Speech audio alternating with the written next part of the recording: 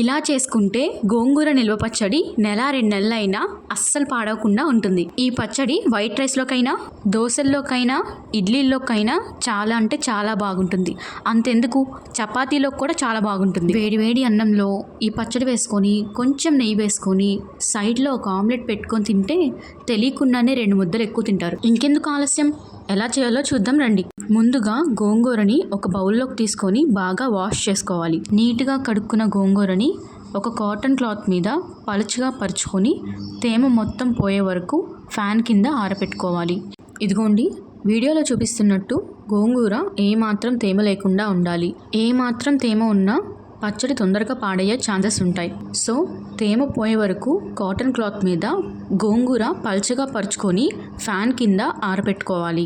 నాకు గోంగూర మొత్తం 5 గుప్పెళ్ళు వచ్చింది కాబట్టి 5 గుప్పెళ్ళ గోంగూరకి 25 నుంచి 30 ఎండుమిర్చి పడతాయి.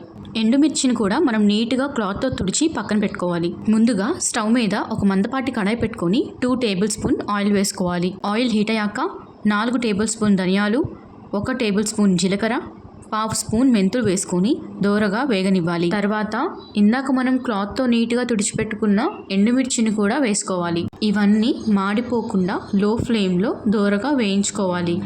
నాకు కొంచెం ఆయిల్ ఎక్కువ పడిపోయింది. మీరు మాత్రం చూసుకొని ఆయిల్ 2 టేబుల్ స్పూన్స్ మాత్రమే వేసుకోండి. ఇవన్నీ మంచి అరోమా వచ్చే వరకు వేయించుకోండి. మాడిపోకుండా సిమ్లోనే వేయించండి. ఇదిగోండి ఎండుమిర్చి ఇలా కొంచెం కలర్ చేంజ్ అయితే చాలు. ఇప్పుడు ముందుగా వేయించుకుని అన్ని మిక్సీ జార్లోకి తీసుకొని వీడియోలో చూపిస్తున్నట్టు నాకు 1 టేబుల్ స్పూన్ కల్లుప్పు పట్టింది. ఇప్పుడు మెత్తగా గ్రైండ్ చేసుకున్నాను. ఇప్పుడు దీనిలోకి ఒక 10 వెల్లుల్లి రెబ్బల వరకు వేసుకొని ఒక్కసారి గ్రైండ్ చేసుకొని పక్కన పెట్టుకున్నాను. ఇప్పుడు మనం స్టవ్ మీద ఒక మందపాటి కడాయి పెట్టుకొని కొంచెం ఆయిల్ వేసుకొని మనం ముందుగా కడిగి ఆరబెట్టుకున్న గోంగూరని వేసుకోవాలి. నేను మొత్తం 5 గుప్పెల గోంగూరను వేసుకున్నాను. గోంగూరని సిమ్లో మాత్రమే పెట్టి మగ్గనివ్వాలి. అడుగంటేసే ఛాన్సెస్ ఉంటాయి కాబట్టి గరిటెతో అటు ఇటు కలుపుకుంటూ సిమ్లోనే పెట్టుకొని గోంగూరని మగ్గించుకోవాలి. గోంగూర దగ్గరికి అయ్యాక చల్లారనిచ్చి ఇందాక మనం మిక్సీ పట్టుకున్న మిశ్రమంలోకి వేసుకొని మళ్ళీ ఒకసారి ఈ గోంగూరతో పాటు మొత్తం అన్నీ ఒకసారి గ్రైండ్ చేసుకోవాలి. ఇదిగోండి వీడియోలో చూపిస్తున్నట్టు ఆకులుగా ఉన్నా పర్వాలేదు, బాగానే ఉంటుంది. కానీ మెత్తగా కావాలనుకునే వాళ్ళకి ఇంకొంచెం గ్రైండ్ చేసుకోవచ్చు. ఇప్పుడు మనం తాలింపు కోసం స్టవ్ మీద మళ్ళీ అదే కడాయి పెట్టుకొని 5 టేబుల్ స్పూన్ ఆయిల్ వేసుకొని 1 టేబుల్ స్పూన్ తాలింపులు వేసుకొని ఆవాలు చిటపటలాడనివ్వాలి. తర్వాత కొంచెం కరివేపాకు కూడా వేసుకొని ముందుగానే మనం కచ్చాపచ్చాగా దంచుకున్న 5-6 వెల్లుల్లి రెబ్బల్ని కూడా వేసుకొని బాగా వేయించుకోవాలి. తర్వాత 4-5 ఎండుమిర్చి కూడా వేసుకొని తాలింపుని బాగా వేయించుకోవాలి.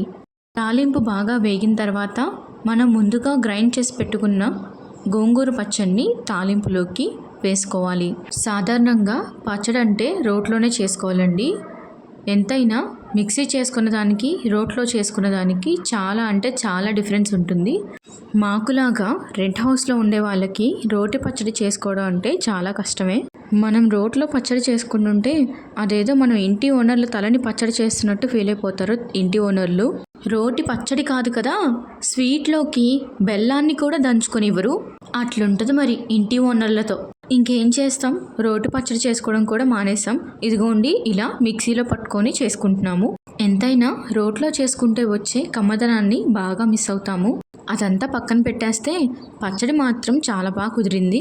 పచ్చడి కొంచెం టేస్ట్ చేసి ఉప్పు సరిపోకపోతే ఉప్పు కొంచెం వేసుకొని సరిచేసుకోండి. ఇంతేనండి, మన గోంగూర నిల్వ పచ్చడి తయారైపోయింది. ఈ పచ్చడిని వేడివేడి అన్నంలో వేసుకొని కొంచెం నెయ్యి వేసుకొని సైడ్లో ఒక ఆమ్లెట్ పెట్టుకొని తింటే అదిరిపోతుందంతే. ఇంకెందుకు లేటు, మీరు కూడా ట్రై చేసి ఎలా ఉందో చెప్పండి. నేను రీసెంట్గానే యూట్యూబ్ ఛానల్ స్టార్ట్ చేశాను. ఇప్పుడిప్పుడే కొంచెం గ్రో అవుతున్నాను. నా కంటెంట్ కనుక మీకు నచ్చితే, ఈ వీడియో కనుక మీకు నచ్చితే please like, share and subscribe to my channel.